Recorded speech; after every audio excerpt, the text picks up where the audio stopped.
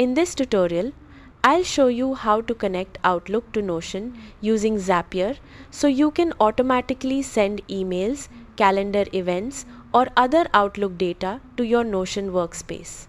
First, open your web browser and sign in to your Zapier account. Click Create, then select Zap to create a new automation. Choose Microsoft Outlook as the trigger app and select the trigger you want, such as new email or new calendar event. Sign in to your Outlook account and authorize Zapier to access it. Next, choose Notion as the action app. Sign in to your Notion account and grant the required permissions. Select the Notion database or page where you want the Outlook data to be saved. Map the Outlook information to the appropriate Notion fields, then review your automation settings. Test the automation to make sure everything works correctly.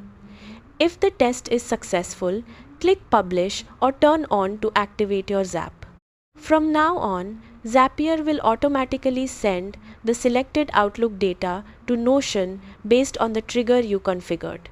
That's how to connect Outlook to Notion. Thanks for watching.